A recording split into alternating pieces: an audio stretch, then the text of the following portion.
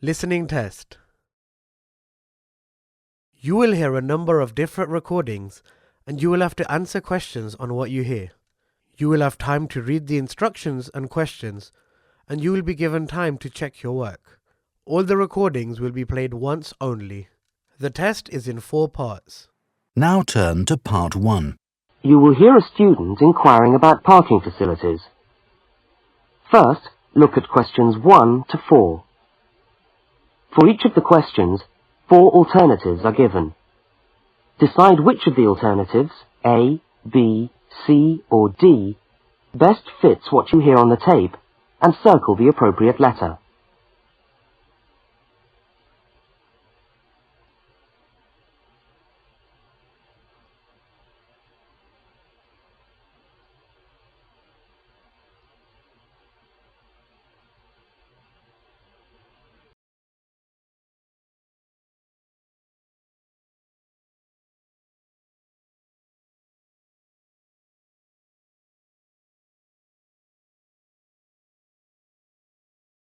Now we shall begin. You should answer the questions as you listen, because you will not hear the recording a second time. Now listen carefully to the first conversation and answer questions 1 to 4. How do you come to the university each day? Train or bus, or do you have a car? Oh, I always walk. I haven't got a car, and anyway, I live quite close. Do you know anything about parking rights on the campus? I was wondering whether students are allowed to park their cars on campus or not. Yes. I think it's possible for postgraduate students, but not for undergraduate students. That doesn't seem very fair. No, I suppose not. But there simply isn't enough room on the campus for everyone to park. Do you need a parking permit? Yeah, I believe you do. Where do I get that from? I think you can get a parking sticker from the administration office. Where's that? It's in the building called Block G, right next to Block E. Block G? Yeah. Oh, right. And what happens to you if you don't buy a sticker? Do they clamp your wheels or give you a fine? No, I think they tow your car away. Oh, really? Yeah. And then they fine you as well, because you have to pay to get the car back. I'd better get the sticker then. Yeah. Where exactly is the administration office again? I'm new to this university and I'm still trying to find my way around. Right. You go along Library Road, past the tennis courts on your left and the swimming pool on your right. Yeah. And the administration office is opposite the car park on the left. You can't miss it. So it's up Library Road, past the swimming pool, opposite the car park. Right, I'll go straight over there. Bye, and thanks for the help.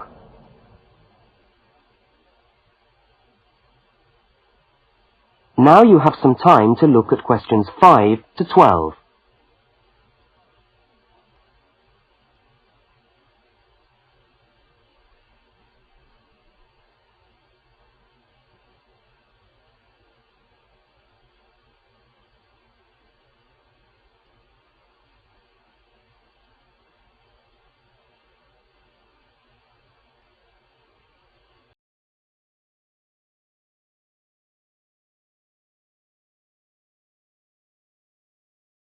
As you listen to the next conversation, complete the application form in the spaces numbered 5 to 10 and answer the questions numbers 11 to 12.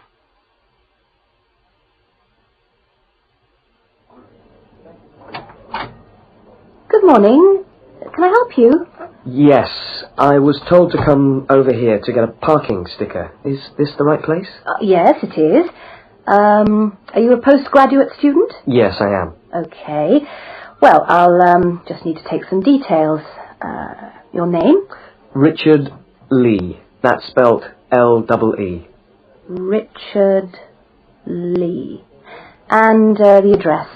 Flat 13, 30 Enmore Road. How do you spell Enmore? E-N-M-O-R-E.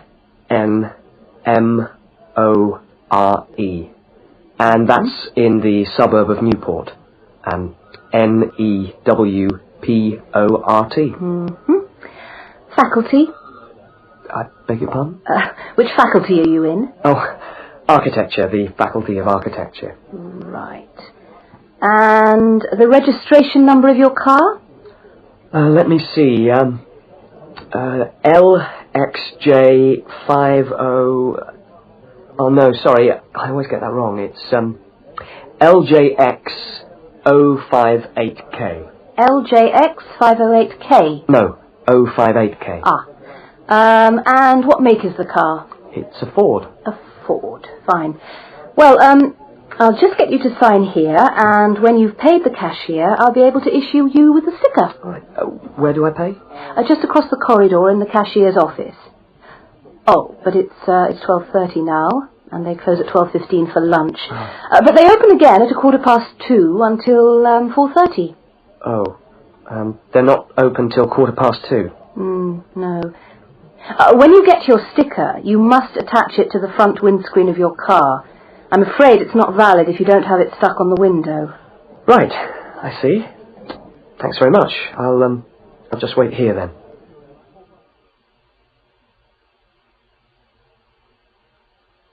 That is the end of section 1. You now have half a minute to check your answers.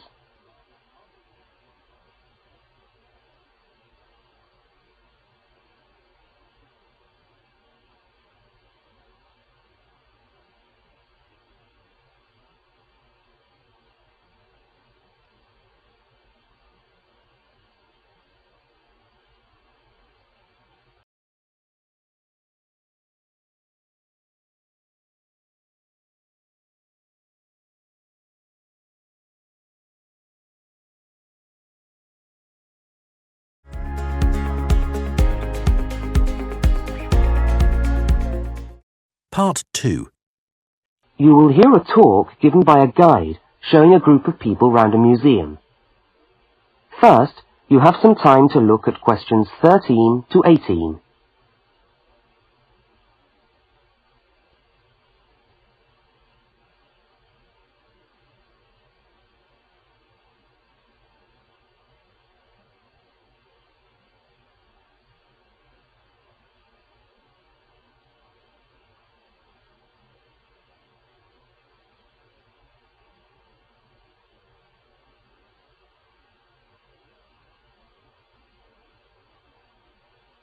Now listen to the guide and complete the notes by filling in the numbered spaces 13 to 18.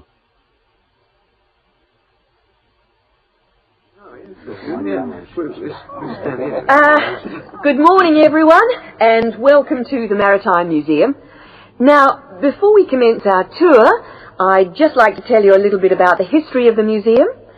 As you can see, it's a very modern building, built in the postmodern style, and it was in fact opened by the Prime Minister of Australia in November 1991. It's been designed with a nautical flavour in mind, to remind us of our links with the sea. But the museum isn't only housed in this building. There are a number of historic ships docked outside in the harbour which form part of the museum, and which you are also free to visit. And we'll be coming to them shortly. I'd just like to point out one or two things of general interest while we're here. Handicapped toilets are located on this floor, and the door shows a wheelchair. The cloakroom, where you can hang your coat or leave your bags, is just behind us here. The education centre is on the top floor, and there's a good little library in there which you might like to use. Follow the signs to the education centre. You'll see a lot of little green arrows on the wall. The green arrows will take you there. The information desk, marked with the small letter I on your plan, is located right here in the foyer. So if you get separated from your friends, I suggest you make your way back to the information desk, because we'll be returning to this spot at the end of the tour. All right? Now, if you look out this window, you should be able to see where the museum's ships are docked. If you want to go on a tour of the old ship, the Vampire, she's docked over there, and you should meet outside on the quay. However, a word of warning, I don't recommend it for the grandmas and grandpas, because there are lots of stairs to climb. Right now, let's move on. Oh, I almost forgot to give you the times for that tour. Now, tours of the Vampire run on the hour, every hour, all right? Now look at questions 19 to 23.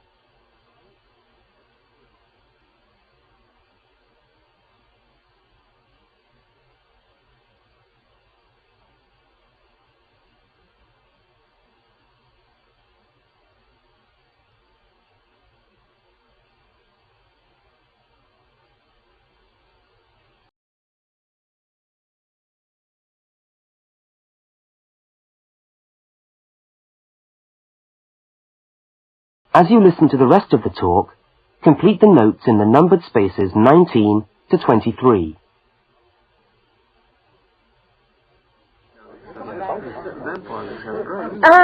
Let's take a walk around the museum now. The first room we're coming to is the theatre. This room is used to screen videos of special interest, and we also use it for lectures. There's a continuous video showing today about the voyages of Captain Cook, so come back here later on if you want to learn more about Captain Cook. Now, we're moving along the gallery known as the Leisure Gallery. This is one of our permanent exhibitions, and here we try to give you an idea of the many different ways in which Australians have enjoyed their time by the sea. Surfing, swimming, life-saving clubs, that's all very much a part of Australian culture. At the end of this section, we'll come to the picture gallery, where we've got a marvellous collection of paintings, all by Australian artists. I think you can buy reproductions of some of these paintings in the museum shop. They're well worth a good look. Now, we're coming to the Members' Lounge. Now, as a member of the museum, you would be entitled to use the Members' Lounge for refreshments. Membership costs $50 a year or $70 for all the family. So it's quite good value because entry to the museum is then free. And down at the far end of this floor, you'll find the section which we've called Passengers and the Sea. In this part of the museum, we've gathered together a wonderful collection of souvenirs from the old days when people travelled by ship. You'll find all sorts of things there. Old suitcases, ship's crockery, first-class cabins decorated in the fashion of the day. Just imagine what it must have been like to travel first class. Now, I'm going to leave you to walk around the museum on your own for a while, and we'll all meet back again at the information desk in 3/4 of an hour's time. I hope you enjoy your time with us at the museum today. Thank you.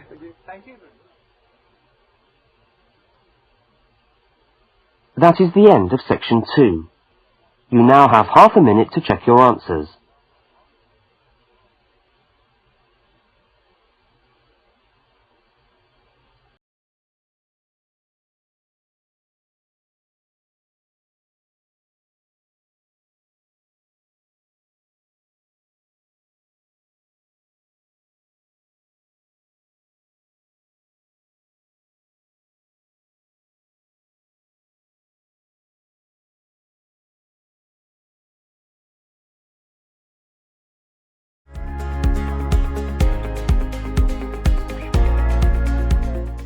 Part 3.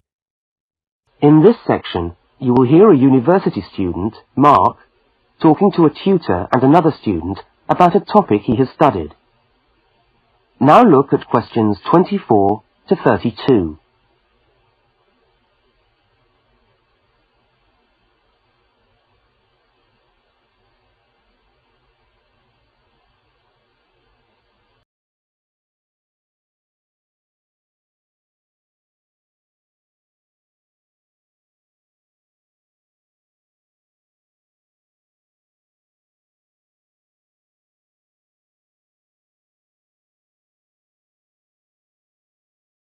Now listen to the conversation and answer questions 24 to 32.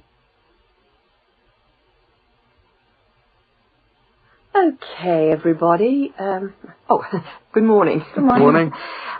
It's Mark's turn to talk to us today, so Mark, I'll ask you to get straight down to business. All right. Now, following on from what we were discussing last week in Susan's tutorial on approaches to marketing, you were going to give us a quick rundown on a new strategy for pricing, which is now being used by many large companies, known as revenue management. before we go on to your actual tutorial paper on sales targets. Is that correct? Yeah, okay, well... So, what exactly is revenue management? Well, it's a way of managing your pricing by treating things like airline tickets and hotel rooms rather more as if they were perishable goods. Yeah, I just tried to book a ticket yesterday for Perth, and would you believe there are 3 different prices for the flight? Right, and what was the rationale for that? Well, the travel agent said it depended on when you book and the length of the stay. Like, it's cheap if you stay away for a Saturday night, presumably because this isn't business travel, and even cheaper if you buy a ticket where you can't get a refund if you have to cancel. In that case, the ticket costs about half the price. You wouldn't think it would make that much difference, would you? Well, it does, and that's basically because the airlines are now treating their seats like a commodity. You see, if you want a seat today, then you pay far more for it than if you want it in 3 weeks' time. That seems rather unfair. Well, not really. When you think about it, that's just common sense, isn't it? Well, I suppose so. What this actually means is that in the same row of seats on the same flight, you could have 3 people who have all paid a different price for their tickets. And is this just happening in Australia? No, it's the same all over the world. Airlines are able to market a seat as a perishable product with different values at different stages of its life. Well, like mangoes or apples at the market. Yeah, it's exactly like that. The fact is that the companies are not actually interested in selling you a cheap flight. They're interested in selling the seats and flying airplanes that are full. Mark, why do you think revenue management has come about? Well, as far as I can see, there are 2 basic reasons. Firstly, because the law has been changed to allow the companies to do this. You see, in the past, they didn't have the right to keep changing the prices of the tickets. And secondly, we now have very powerful computer programs to do the calculations, and so the prices can be changed at a moment's notice. So you mean 10 minutes could be critical when you're buying a plane ticket? Absolutely. That's right. Yeah. And I understand we've almost reached the stage where these computer programs that the airlines are using will eventually be available to consumers to find the best deals for their travel plans from their home computer. Heavens, what a thought. So the travel agent could easily become a thing of the past if you could book your airline tickets from home. Are there any other industries using this system, or is it restricted to the airline business? No, many of the big hotel groups are doing it now. That's why the price of a bed in a hotel can also vary so much, depending on when and where you book it. It's all a bit of a gamble, really. Yeah, and hire car companies are also using revenue management to set their tariffs, because they're also dealing with a commodity, if you like. So the cost of hiring a car will depend on demand. Well, thank you, Mark, for that overview. That No was trouble. well researched. Now, let's get on with your main topic for today. That is the end of section 3. You now have half a minute to check your answers.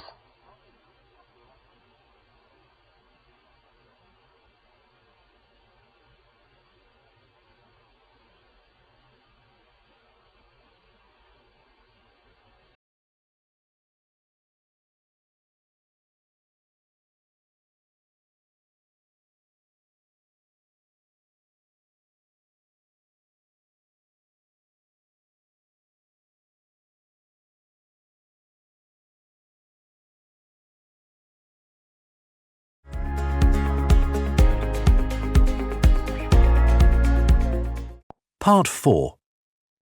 You are going to hear a short talk on space management in supermarkets. First, you have some time to look at questions 33 to 37.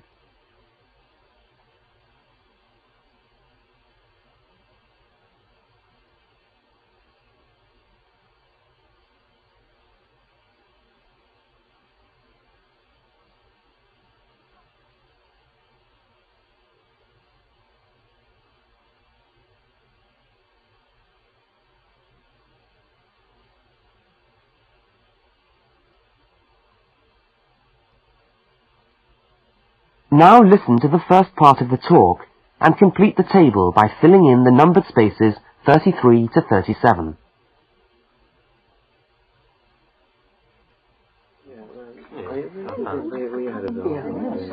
Good morning. Welcome to this talk on space management. And today I'm going to look particularly at space management in the supermarket. Now, since the time supermarkets began, marketing consultants like us have been gathering information about customers' shopping habits. To date, various research methods have been used to help promote the sales of supermarket products. There is, for example, the simple and direct questionnaire, which provides information from customers about their views on displays and products, and then helps retailers make decisions about what to put where. Another method to help managers understand just how shoppers go around their stores are the hidden television cameras that film us as we shop and monitor our physical movement around the supermarket aisles. Where do we start? What do we buy last? What attracts us, etc. More sophisticated techniques now include video surveillance and such devices as the eye movement recorder. This is a device which shoppers volunteer to wear taped into a headband and which traces their eye movements as they walk round the shop, recording the most eye-catching areas of shelves and aisles.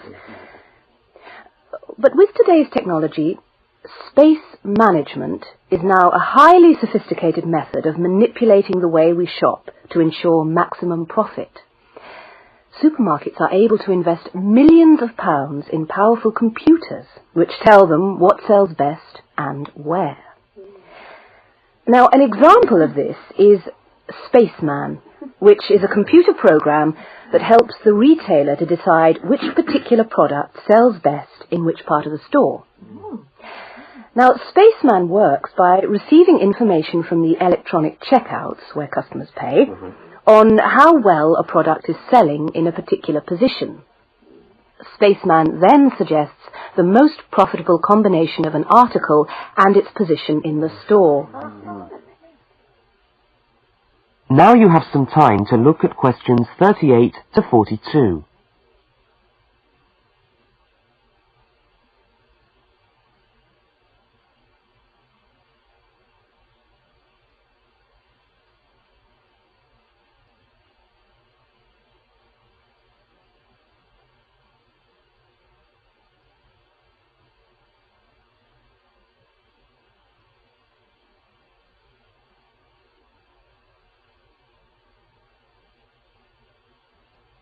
As you listen to the rest of the talk, label the diagram by filling in the numbered spaces 38 to 42.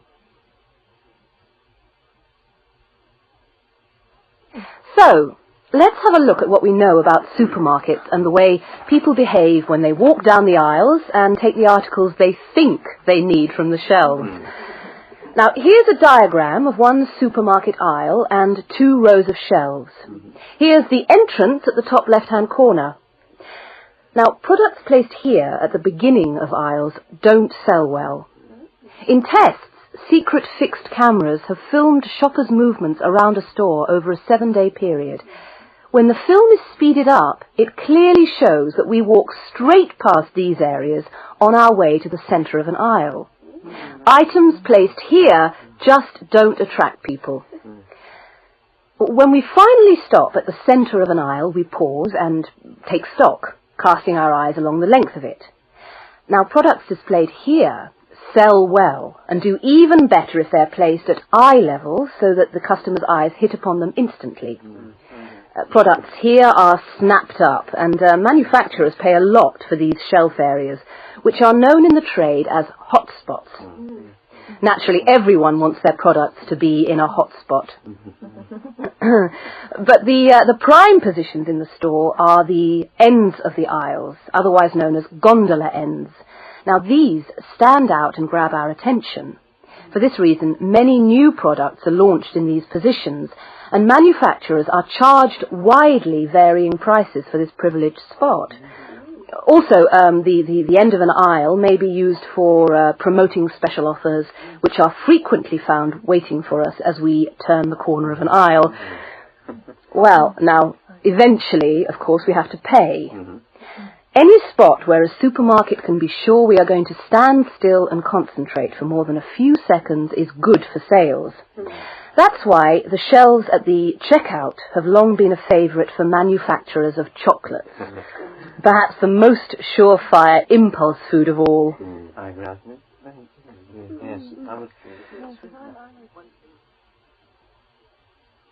That is the end of part 4. You now have half a minute to check your answers.